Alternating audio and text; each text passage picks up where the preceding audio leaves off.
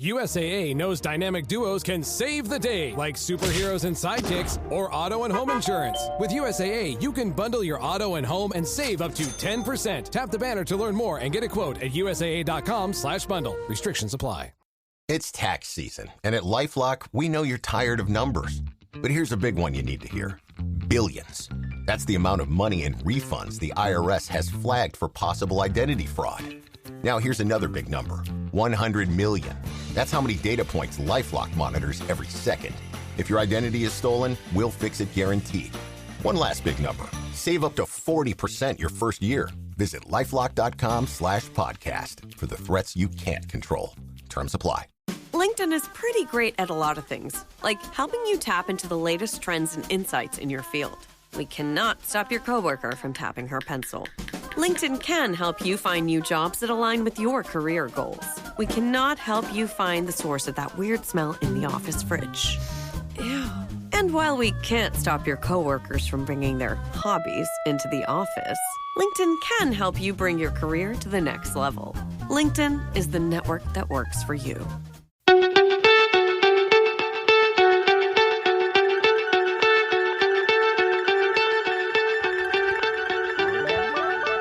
This is the Overthrow, powered by Spond and brought to you by the Premier League Cricket Club. So welcome everybody to the Overthrow from the Premier League Cricket Club, and we're doing something that we've definitely never done before. We're going to do a preview of an international tournament, but we're going to do it Premier League Cricket Club style because, number one, we're talking to an Italian player, and number two, of course, he plays Premier League cricket because that's the most important thing in the world to us. His captain might be Wayne Madsen, but with the utmost respect to the legend and the GOAT that is Mr. Madsen, he hasn't played for Ticknall in the Premier League for a good few years. So, Marcus Campopiano, welcome to the Premier League Cricket Club. Thank you very much. It's great to be here. Absolutely great to see you, mate. Hugh, can you believe we're talking international cricket? I can't, and it's a hell of a story as well. So I think particularly the timing is exceptional because a match between Italy and Ireland happened yesterday, and the favourites won, as in Italy. How was that? It was honestly amazing. Because we've had a 3-match series out here at the Sevens Academy between Ireland and us, and we really competed in the first 2 games. So to get the win in the third and actually feel like we genuinely deserved it was just amazing. So the feeling in the group now is a lot of confidence going into the World Cup. What's it like when Paul Stirling hits a ball towards you? Because goodness me, I don't think there's many people who hit a ball as hard in world cricket. He really got going in the third game as well. So it was good to see the back of him. We managed to keep him quiet, but he hit some wonderful shots during the power play. And then it's different level. I mean, the Premier League cricket is obviously the highest standard of cricket you can play, Premier League cricket. Yeah. But when you get to international level, these guys are hitting the ball hard. And let's be honest, no one hit it harder than the guy at the opposite end to you to win the game yesterday. You scored a nice 4, 8 not out, comfortable, and then you leave Grant Stewart to hit 3 sixes back to back. It's just the best way to play the game, isn't it? It's about being there at the end. Absolutely. Yeah, I haven't looked it up yet, but what's your international average with an 8 not out now? I'm not sure. I'm just working on my strike rate. That's all I'm trying to work on. Hey, we joke about it a bit, but to go from Premier League to play international cricket, I remember when Italy qualified in the first place, everyone got excited about Madders going out there because, he's a local to us, he's Derbyshire, which is where we are. But, to give all of you guys who don't play first-class cricket the opportunity, as you say, to play with these boys and play at that level, what was your thought process when you first got that, I'm going out there, Marcus? Just in general, the ability or the opportunity to brush shoulders with these absolute legends of the game in your Wayne Madsen, but then, some people that have such skill and such talent, such hard work, like Grant Stewart, Ben Menente's, these professionals that you're learning off. It's just insane. It's so wonderful to be a part of it. We've got JJ Smuts in the group now as well. It's the most varied team I think you could have in cricket. we go from absolute legends of the game to, your club cricketers and local cricketers in Italy. Yeah. And, the amount that we can learn from what these guys are doing is just, it's an absolute joy. But yeah, going out there yesterday, it was, we just kind of lost the momentum. So getting that momentum back, but I always felt like it was in the balance. And when you have Grant at the crease, anything is possible. I mean, the man absolutely whacks it. Yeah, I mean, obviously Italy were the underdogs, but looking at the side and some of the players you've just mentioned there's some serious quality. And actually, there could be some upsets here because the shorter the cricket format, the higher the variability. And a T20 game, when you've got JJ Smuts, who famously turned out for Upminster in the Essex Prem 2 a few years back. You got Madsen, you got the Menenti brothers, obviously Grant Stewart.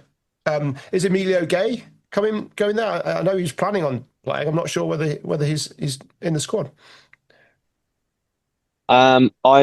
I think the squad has been released and he isn't in it. I think it's due to an injury. That's a shame. That's a shame because I mean he's on England's radar. So you've got these serious talents mixed in with yourself that's been on the journey and other lads that have been on the journey as well. So there's I think you've got an opportunity there. Do you feel it, mate? Yeah, we feel that every day that we talk about that, and we don't talk about what it's like to win, but we talk about how to win, and we talk about the culture that we have, and we all feel very connected by the badge. We're not connected by, we don't train together every week, but what we do is we remember going around to our nonna's house and having the lasagna and the smells, and it gives me chills thinking about it now, but we talk about that a lot and how we're very connected by this badge and this goal to, qualify for the Super 8s and keep going on this journey, because we know that we have a very distinct opportunity in quite narrow time frame, because, some of us are a bit older and things like that. So we want to strike now. What's your pathway into it then? How did you get involved in the first place? It's quite an interesting story where I was, so my nonna is Italian, so I always knew that she was kind of Italian. And so when I was about 23, 24, and I just played a game for Sussex Second 11, I thought, I'll ask the question. And essentially it was just too difficult to get a passport. That it was around the time of Brexit. So hundreds of thousands of people in my situation were trying to get passports. And then COVID happened and I was continuing to train and try and play at the highest level. And that's when I moved to East Molesey Cricket Club, who's in the Surrey Premiership. But I still had my ties with Sussex. I was still coaching there part-time. I managed to get another couple of fixtures in Sussex Second 11. And the week after, Gareth Berg is the captain, or was the captain and head coach of Italy, and he played at Northamptonshire. Sussex played Northamptonshire, and they were actually talking about another Italian player in the squad of Sussex. And they said, I think Ian Salisbury said, but there is actually Marcus Campopiano. I think he's Italian. Maybe give him a message. So I got the details of Riccardo Maggio, and he essentially helped me get in links with the kind of like the consulate, and that kind of fast forwarded my passport. And it took about 9 to 12 months after that, and I made my debut in 2022 in Uganda, which was just like, what is going on here? That's a long way from East Molesey. I know, and yeah, from then on, I haven't looked back. It's just been, it is the best. For me, it's the best thing ever, traveling and playing sport. They're the best combos that you can get. So that's kind of the journey into it that I've taken. You can't disagree with that. Traveling and playing sport, and then in a couple of weeks' time, this will go out a few days before the World Cup starts, and we're recording just 10 days in advance. You're then going to be playing against Scotland. Yeah, they're lucky sods as always. They've got in because of Bangladesh coming out. Typical Scots. West Indies, Nepal, and you've got a game against England. I mean, a group game against England with, you guys going up against that. I mean, of all the shocks that you want, let's be honest, that's the one you're looking at, isn't it? Yeah, I think we've all kind of seen how what an amazing opportunity playing England is. And, even, Madson's excited about it. It's not like something that he's taking lightly. He realizes that, he wants to continue playing in the 100 and things like that. And the value of playing against England could be huge. And then everyone's got the same thought process. So, yeah, look, we know where our squad's at. England have had a tricky 6 months, so we're definitely going to try and hit them with everything we've got. Yeah, I think that's fair. And I think the nice thing is that I joke about it, but Bangladesh dropping out and Scotland coming in really does open that group up, doesn't it, to that potential of it's only going to take one result that you weren't potentially looking at, and you're in that last 8. Yeah, look, we're going to take it game by game, and we're just trying to get better every day, every week. We don't play together much, and certainly not as much as these other squads. So where they might have more consistent performances because they're together more, we potentially sometimes fluctuate. So yesterday was a great example of where we want to be and how we want to play our cricket. So that's all we'll be focusing right now. I was going to ask that because you don't train as much together as the other squads do. Have you found that this time out in Dubai now, you're just finding that exponentially you're starting to get together, the squads, they're getting better and better on a day-by-day basis? It's just pivotal to our performance, and it's all in the preparation, isn't it? There's no luck. I mean, you say Scotland are lucky buggers to get in. I mean, there's no luck being 14th in the world. These guys train hard, and that's where we want to be as a squad. And to, in the ICC's book, to get more performances and more games and more money, you've got to have these moments where you can have an opportunity almost above your level, which you take, and then you can gain those extra ICC rankings, and that's how you get more money. So we are in that bubble of, let's do as much as we can right now. And we want to build that legacy. We want to build that legacy for the future generations of Italian cricket, because there are some seriously talented players in Italy, but they don't have the exposure. They don't have the exposure to facilities, nets. We're competing with teams with high performance centres. There's no nets in Italy. There's no grass nets. There's no grass. There's no grass wickets. So to actually be performing on this level, it's a serious challenge, one that's quite hard to understand if you're in England. It's all kind of built by the clubs. Yes, the ECB do a hell of a lot, but it's not the same culture in Italy, and that's what we're trying to build. Yeah. What's the noise coming out of Italy?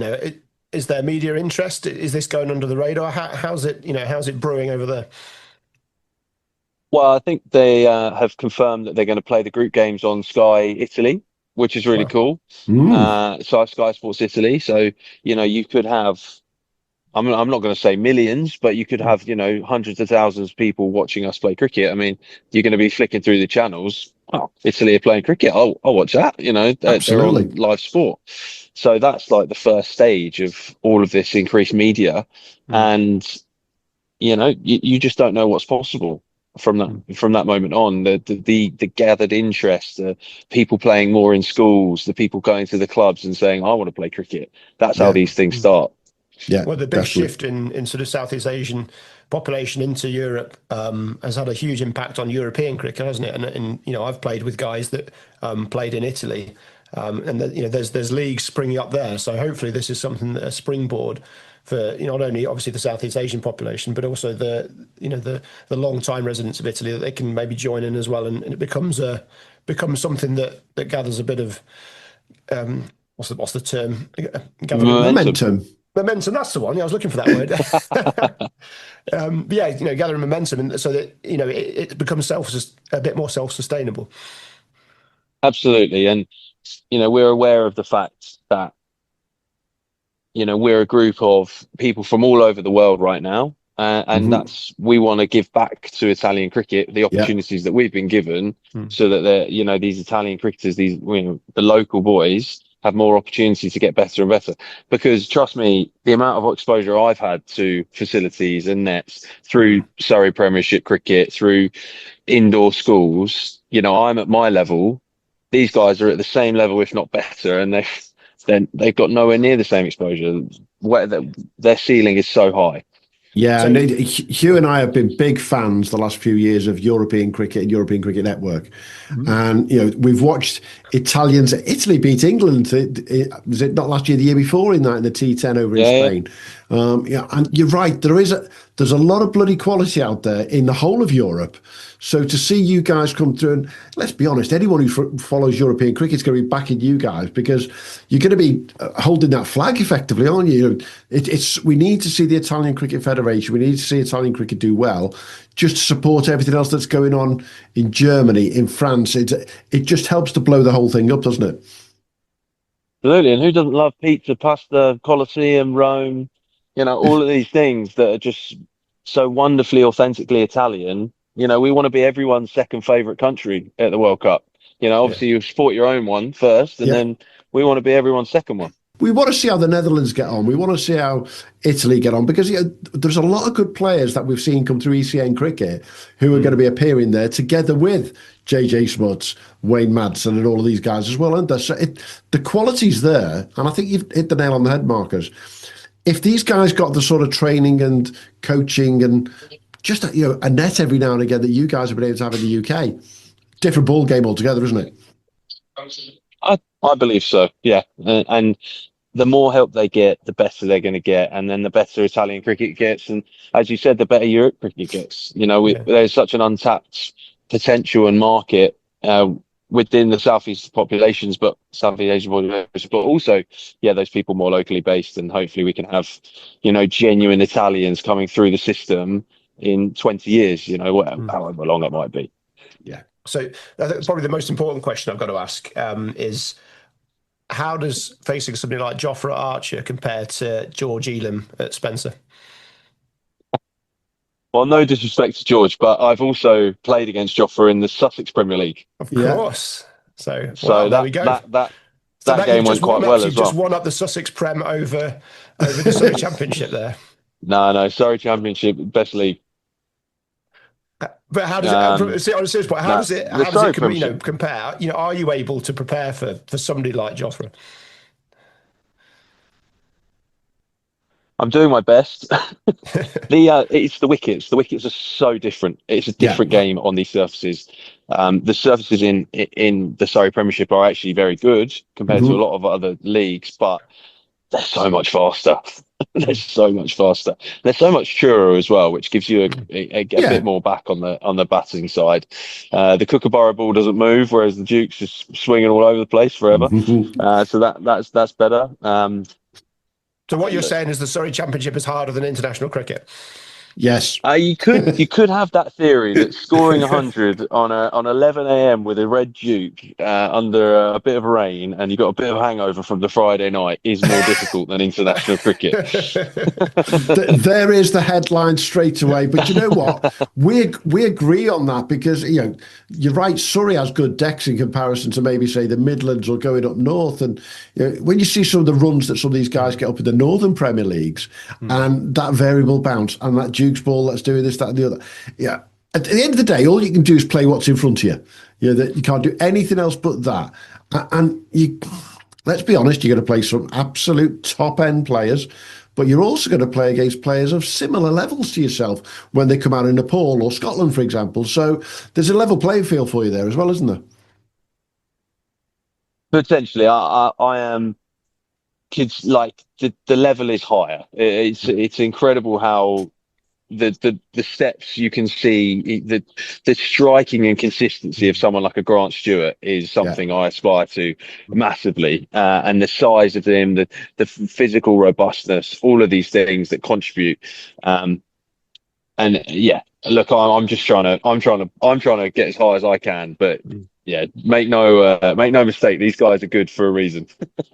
So you were pleased to see Harry Brooks 136 off 66 balls today against Sri Lanka.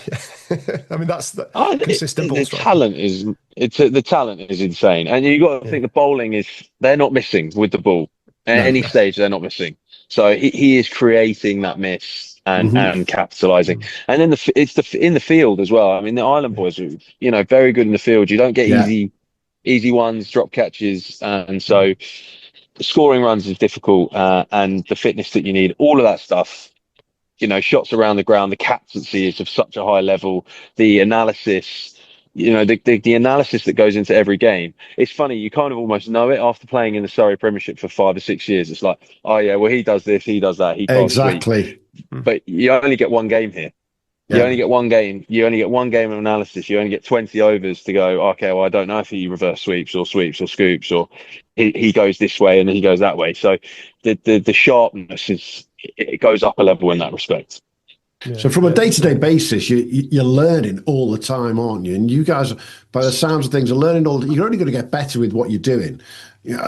If you aspired, as the dream, look at that group. In that group, what is it? Just to sneak your way into that Super 8? That's what you guys are looking at, really.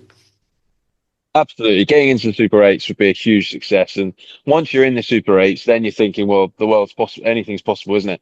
So I think, getting through to the Super 8s. I think you start with 1 win, 2 wins, and then you sneak through. Because I think the way our draw is set up is Scotland, Nepal, England, West Indies. So if magically we get 2 from 2, and then you think, gosh, we only need to win one of the next 2, and both of these teams can go under the pump. So, and as Hugh said, this is T20. The variables are so much smaller. If Grant Stewart comes off in a game, if you come off in a game, if Madders comes off in a game, it only takes one person to take someone down. And in T20, that's the difference, isn't it? Absolutely, and we've got class all the way through our batting lineup. I mean. And we've got a lot of all-rounders, so you could see us playing with 9 batters. Okay. Yeah, absolutely. And it just gives everybody that trust in their next person, that they can take that shot on because they know the next guy is capable. The next guy can score runs, and that confidence just spreads through the team then, doesn't it? Absolutely, and that's where we've got such a great coach in John Davison. He always talks about backing our skills and going out there and believing in your ability.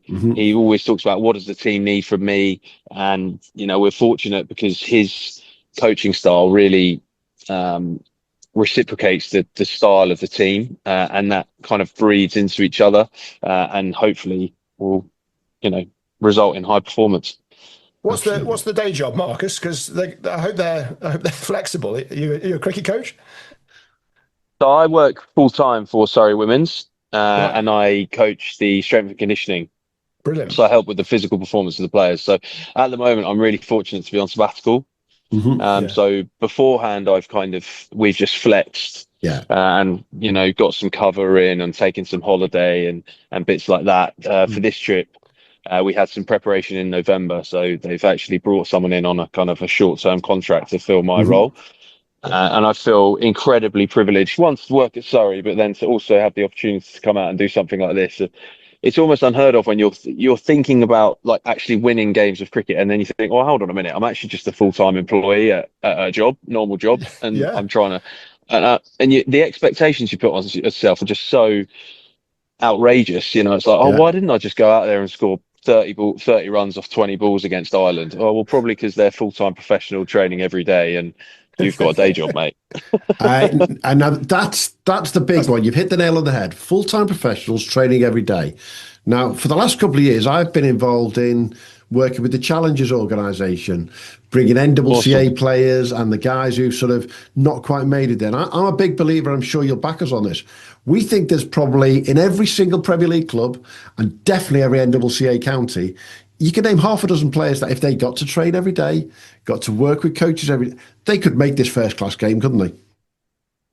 Absolutely. And it's even things like today, we played yesterday and I've gone to the gym in the morning, but now because I know I've got 8 hours off now.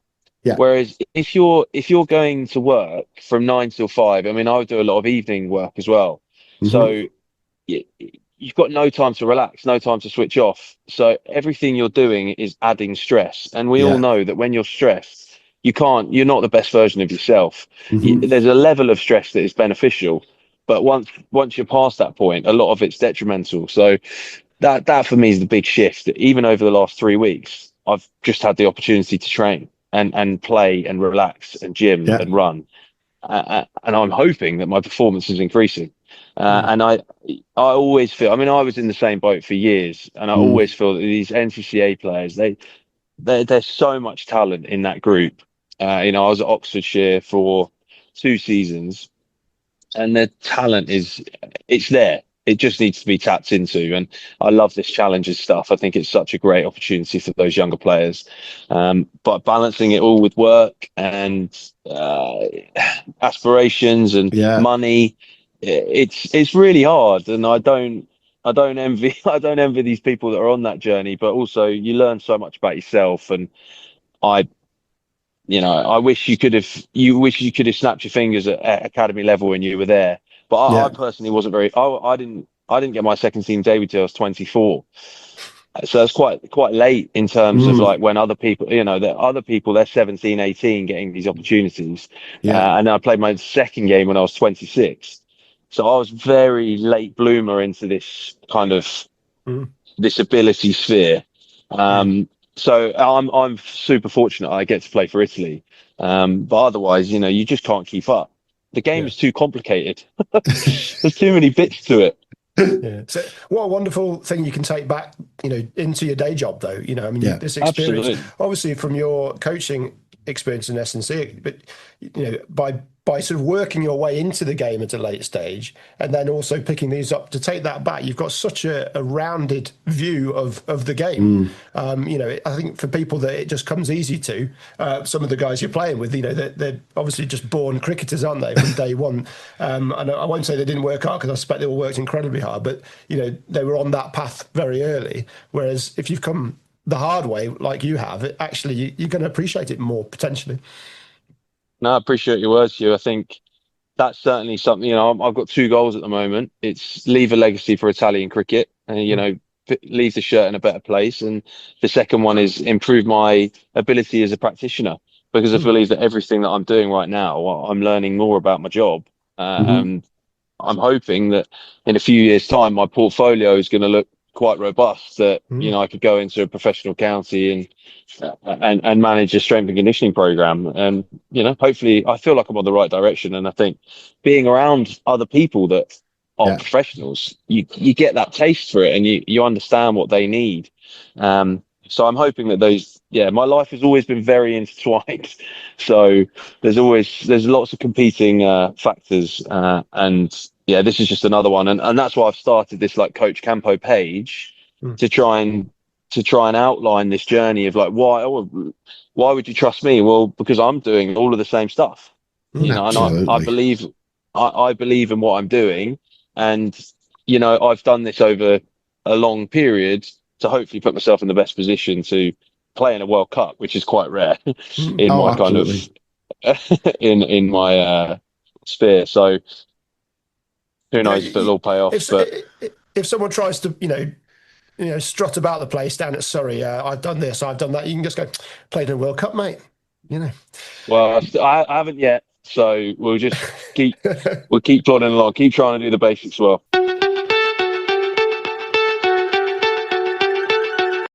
Let's get down to the brass tacks of what we always like to ask questions on when it comes to Premier League cricket. So let's take Wimbledon, who won the Surrey Championship last year. Let's take your Oxfordshire side, NCCA side that you played in. Presuming you played with the Russos, Harrison Ward, maybe Hindley, some decent players, shall we say. Yeah. And then your Italian side. Where'd you put them? A full-strength Italian side is smacking all of those teams by a mile. Yeah. To put it into context, I'm batting 8 and 9 in this Italian team, and I'm opening the batting at East Molesey. So, and I may have opened the batting. Yeah, and I opened the batting for Oxfordshire. So I think that puts it into a bit of context. Wimbledon, good side at home. They always seem to beat us at East Molesey, actually, which I'm never very happy about. But we managed to turn them over in the T20 finals day this year. So that was on their home deck as well. So that was a magnificent day. Who had a day out for you that day? Somebody had a day out, didn't they? Mate, we all did. Did. Yeah. Sam Burge, Michael Sheen, and I chipped in with 40 as well at the end. So I think we got 220. It was a big one, wasn't it? I remember that, definitely. So. It was. That was an amazing day. You joke about it, but the Surrey Championship quality is right up there. There's no two ways about it, isn't it? And I'm interested. I was telling you off the record beforehand of a number of transfers that I know are happening and going through right now that will just take the levels even further from NCCA players who are being brought into that area. Is it so much stronger than any other league you've played in? Well, I'm not sure how much you know. I assume, but you may do. But on the 18th game of the season, the last game for us, six teams could win it. 100%. So to have like such a tight group, it shows the strength and quality of every team. And I think that is a massive differentiator for me. I think in most leagues, I think most people would say, there's the top 3 or 4 teams are good, but you really don't turn up to any team and think you're going to walk over. I mean, Dulwich finished bottom last, a rock bottom. They had KS Barra.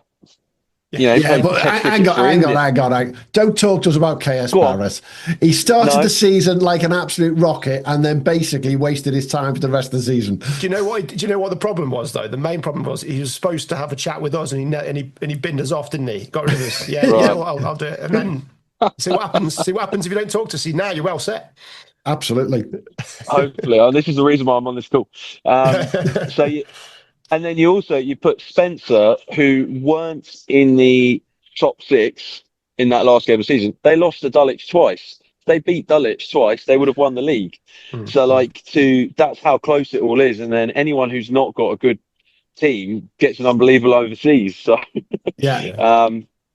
I'm a big fan of the Surrey League. It's done wonders for my cricket. You don't get an easy game. And that's, again, to bring us back to the Italian cricket, I get to play high level cricket every week. These guys, they only have 1 or 2 good games a year where the top 2 teams of Milan, and then, the travel is 2 or 3 hours to a game because it's so spread out. It's Milan, Rome and Brescia, I think, are the main leagues.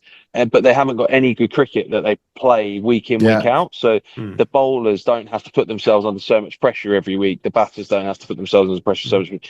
So that's what's really good about the Surrey Premiership, is that the standard is good every week. And then you've also got everything around it, the national cups, the T20 leagues. It's great. You've got the whole lot, haven't you? Let's talk about that Italian squad then. Everyone knows who Wayne Madsen is. Everyone's heard of JJ Smuts and the Grant Stewarts of these world. Marcus Campopiano, give us the names that people haven't heard of and people should be going, keep an eye on this one. Mate, you've got to watch out for Harry Manenti. He is an incredible player. He's Ben's brother. He broke into the Strikers squad a bit more regularly this year, Adelaide Strikers, and he's trialling at South Australia, but he's absolute mustard. Great player. Has always scored runs in our kind of like warm-up games. So definitely keep an eye out for him. And then we've got a lad called Krishan Kalamugay. He is a leg spinner, and he got 3 or 4 wickets yesterday against Ireland. He's got one of the best googlies going around. I believe he's one of the best leg spinners, if not the best leg spinner in associate cricket. So definitely watch out for him. And then I was going to give a third one. It would be Tommy Dracker, bowls with serious pace and also trying to break into that franchise kind of circuit. I think Tommy Dracker played some ECN cricket, didn't he? And I think he played. I think he played in the Western Shield for the European side when Corey Rutgers was coaching, I think. So the name rings a bell straight away. What about the Mosca brothers? Yeah, good lads. Can I throw it back at you? How many pairs of brothers have been in international cricket opening the batting? Opening the batting together. Opening the batting, you've got. So they're opening the batting together. There can't be many of them. Can't be many at some point. Can't remember the Wars opening the batting together though. I don't remember the Currans opening the batting together, but maybe Ben. No, because they're only just starting to bat versus just. They've always been bowlers who bat, haven't they? That's got to be unique, hasn't it? Full stop. Yeah. What must it be like to open with your 31 and 34-year-old brother against Ireland and potentially in the World Cup coming up. It must be a crazy story. I mean, I don't feel like they even kind of know what's going on, not because of their personality, but just the way that they're very flamboyant players in nature, but also just, they take life on all the time. They're very so it must be amazing. So the Mosca brothers, definitely watch out for them. AJ Mosca's got a gun arm, so watch him in the field if you can. Okay. Justin Mosca will roam around in the infield, a left-handed batter. So yeah, we've got class all the way through. Well, I just ran through the side as well, just looking at some of the bowlers. You've got a left arm seam, right arm seam, and your leggy as well. You've got variety. It's not like there's, most people are right-handed and bat right-handed. Well, it doesn't seem like you've got that nice mix. So that balance in the side is only going to help.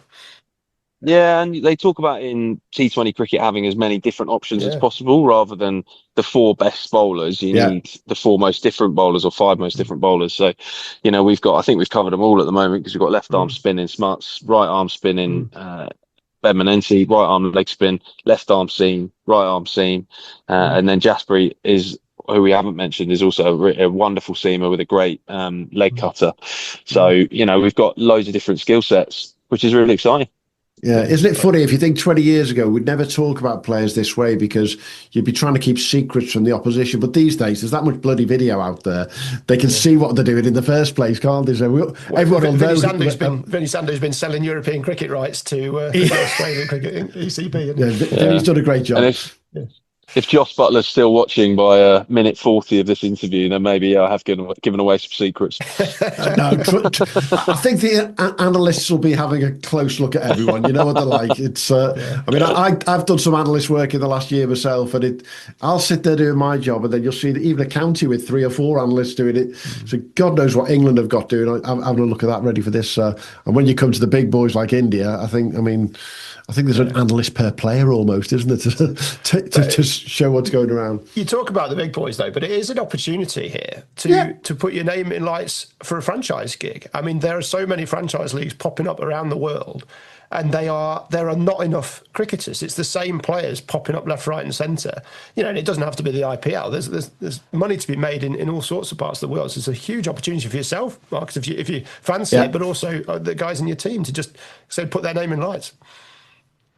Absolutely, and we all understand the opportunities around us, and I mean, personally, I would love to. If I could do that, you don't need lots. A couple of 25s at the back end, and I'm keeping, and JP also the other keepers. He's looking fantastic at the moment with the bat and the gloves. He'll certainly be looking to make an impression because then, you got the European Premier League that's just popped up. Yeah. And the money looks really good there. The Belgium franchise league that's also popped up. There's so much cricket going on. And as you said, there's not enough cricketers. And we also have the added badge as the associate countries. So you have to have an associate player in your squad to fulfill being a franchise league outside of the test playing nations. There's something, but that's another niche that we then hold, and which I actually think that Madsen's used before. He's gone away as an Italian player in some of these franchises. We all know the opportunities ahead of us. We just need to make sure that we do everything that we can for the team, and those individual glories will come later. Most definitely. Hey, coming towards the end of this chat, I've got to ask you. Yeah, you're from Tower Hamlets, born in Tower Hamlets. What would Marcus Campopiano, sat there waiting to go and play in the Cricket World Cup, say to that young kid who was born in Tower Hamlets right now? I mean, what would you say to him? I mean, what would I say to him? I think I would have to say, mate, it's going to be hard work, but just crack on. Have a great time doing it, and anything is possible. So just keep working hard. 100%. And, let's be honest, Tower Hamlets isn't the most cricketing part of London, to say the least. But there's talent there. There's athletes left, right and centre around those parts of London. Cricket might be the one that they don't get to play. So if you can be almost wave that flag as well, there's plenty of flags you can fly there, isn't there? Absolutely. And I mean, you say Tower Hamlets when I was born. I mean, this isn't even a thing 5-6 years ago. I remember training my arse through COVID. Every day I was trying to net. I was like setting up a bowling machine in a hockey astro, and I'd have to go pick up the balls because there was no netting.